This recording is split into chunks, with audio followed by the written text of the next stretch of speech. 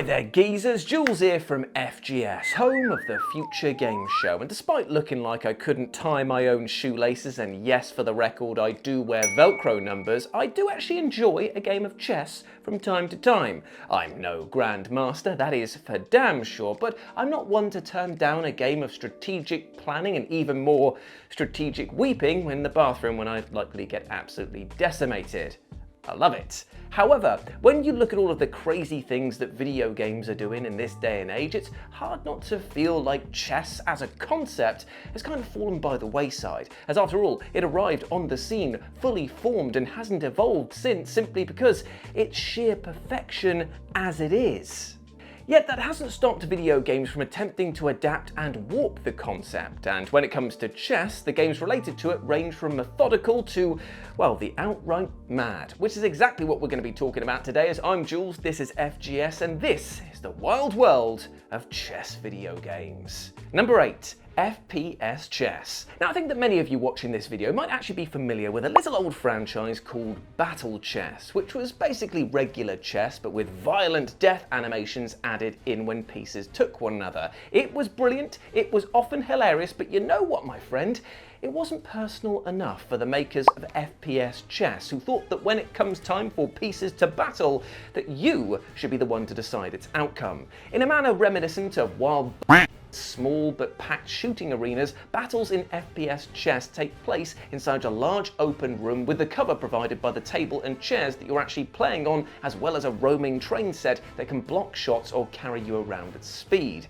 And it's here that you and your opponent literally shoot it out to see who is the victor. Each piece has its own unique loadout like sniper rifles and shotguns and bespoke abilities that can turn the tide at a moment's notice. Being able to call on all pawns on the table to fire out a volley of shots or build a wall right in front of you as a rook really does add a level of tactical play, and it's hilarious to see what should have been a surefire play undone by getting the better of your opponent and scuppering their plans. Plus, it's also funny to think that if you absolutely positively suck at chess but are a pro at Counter-Strike, well, you might actually do very well in this game. Number 7. Passant, a chess roguelike.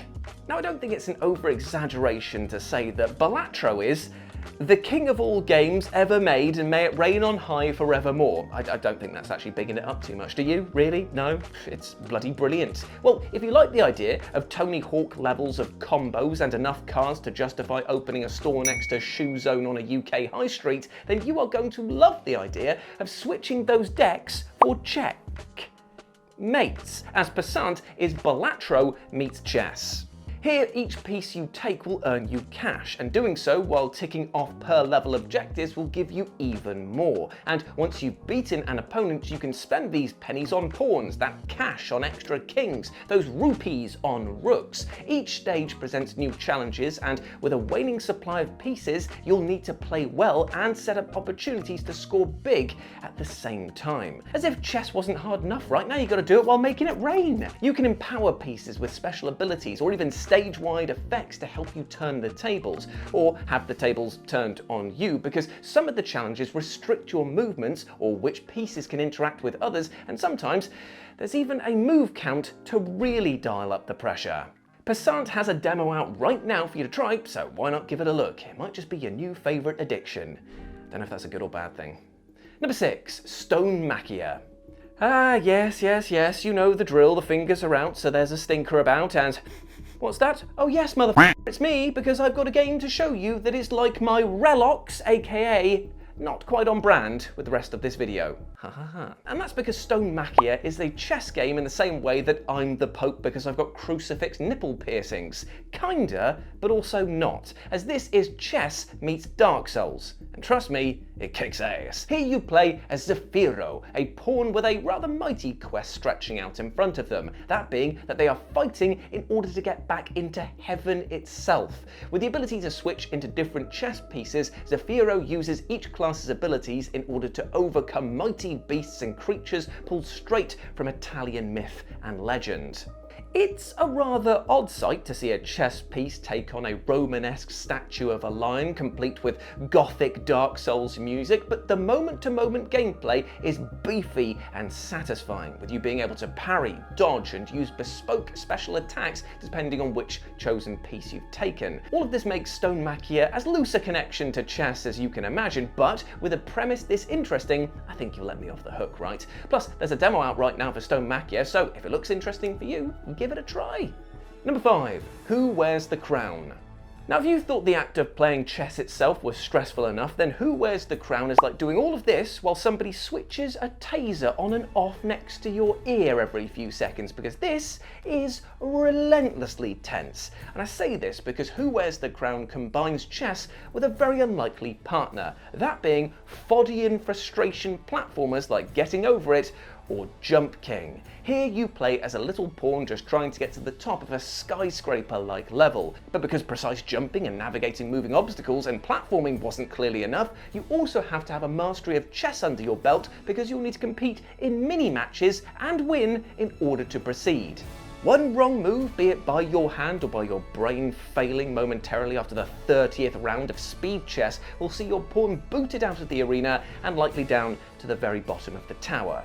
It is a brutal and punishing combination to tax the reaction and mental skills of the player all at once, but because Foddian games such as this definitely attract a hardcore set of gamers, they'll likely lap this up and ask for more. Therefore, if you want to stimulate those grey cells while forcing blood cells inside your body into a state known as frothy, then Who Wears the Crown will likely be right up your masochistic alley. Number 4. King of the Bridge. While a lot of video games on this list seemingly abandon most of the basics of chess in favour of a wild slant on the sport, King of the Bridge is a true and blue faithful recreation of chess, warts and all. Except it's a recreation of Year 10 chess against your mate and therefore includes abject and unhealthy amounts of cheating. That's right, in King of the Bridge, you're not just able to, but also encouraged to definitely cheat against your opponent, with a mechanic that allows you to call out their false plays if you spot them, upon which it's your turn to then try and play dirty when you so choose. Falsely call out another player for cheating and your turn ends, and your opponent also now gets to cheat freely once more. And if you do catch them cheating, you need to find the exact rule that they've broken, which often comes with its own hilariously silly description. It's an excellent twist on the known formula and can see pinpoint maneuvers and careful planning all go up in smoke if you didn't spot that maybe a knight shouldn't be able to move 3 times in a turn, or maybe that king probably shouldn't be able to disappear in a cloud of smoke and leave nothing but a piece of wood behind, Naruto style-y. If you're looking for a slice of papers, please rulebook throwing in your chess games, then King of the Bridge is definitely for you. Number 3, Warhammer 40,000 Regicide. So I've got a question for you lovely people. When is a chess game not a game at all? And no, the answer isn't when you're taught the wrong rules by your uncle because he absolutely hated losing, and then I look like the freak because I go into school the next day and say the rook entered subspace reality instead of being taken, only to appear next turn. And I'm told that that's the wrong rules. Thanks, Uncle Pete. The answer is, of course, when a game is delisted from all sites and storefronts, which is exactly what happened to poor old Warhammer 40k Regicide, which, yes, as you might have guessed, was Games Workshop's take on chess itself. And it was garbage. And as a huge Warhammer fan, you have no idea how painful it is to crap on my hobby like this. It's almost like trying to actually an actual box of Warhammer painful. Still, no bones about it. Regicide? Wasn't it? While it featured classic mode, which was basically just straight up chess with Warhammer pieces, and I will never complain about that, the Regicide mode threw all sorts of gimmicks at the wall and very few seemed to stick. Now, while sounding cool, the ability to change each piece's loadout to give it different skills, abilities and move patterns quickly turned the game into an utter mess, with you constantly having to figure out what your opponent could do before making your own moves. And while chess is always about planning on what your opponent will commit to, that becomes infinitely harder when they can shoot you from the other side of the map or suddenly move in ways that you just didn't see coming because, oh, you didn't check their loadouts. Add in blockades and barricades and you've suddenly got a game of chess with so many extra steps that your Strava's just clocked you going for a hike up Kilimanjaro. I wanted to love this game so much, but it just seemed to curb stomp the fun at every corner. And when coupled with the over overall speed, or lack thereof, it just left me feeling like the only king murdered was this one right here. Number 2, Pawnbarian. Okay, I won't lie to you, friends. When I came across Pawnbarian, I just knew that I had to bring it to your attention because this is so deliciously fun to play and also quite bloody brutal as well. You see, in Pawnbarian, you play as a warrior looking to become the lord of the chess lands and do so by beating the snot out of everything standing in your way. Yet while every barbarian that is shown in media is often portrayed as bloodthirsty and stupid, which is definitely a theory supported heavily by your mate Matt playing his barbarian in D&D and killing every quest giver going, we need to know what to do. Here, in Pawnbarian, you're not going to get through this game with brute force alone. And this is because Pawnbarian sees you using a deck of cards with chess pieces on that dictate which directions you can move and the damage you'll do to enemies. And only through careful maneuvering and attacking will you come out on top against goblins, demons, and indeed, dragons. You'll need to know each chess piece's moveset as well as predicting the odds of getting certain cards. And doesn't this all sound delightfully challenging? As if chess wasn't hard enough to manage on its own, but here you might actually die if you make the wrong move. Still, Pawnbarian is a deliciously addictive micro game with a fantastic hook and brilliantly simple premise. Kill everything, always, but be smart about it. And number 1, Chess Evolved Online. And so we end on a game that acts as the Final Fantasy boss crossed with a Dragon Ball character that is maniacally laughing before commenting, "Ha ha ha, you've not even witnessed my final form." And that's because Chess Evolved Online is utterly insane. And why is this? Well, because for a start, it's got over 500 plus pieces that you can choose to build up your own custom lineup, and the ability to generate new chess pieces yourself to create a fully bespoke piece and take it into battle. Do you fancy a pawn with angel wings that can hop over enemy pieces? What about a bishop who could take multiple pieces in a diagonal line? Or maybe a bat that can be turned into a vampire if it defeats enough pieces? You can have all of this and more. It's crazy. Plus, you can order all of your pieces however you want before the battle begins, meaning that your forces start to resemble an actual fantasy army lining up on a battlefield.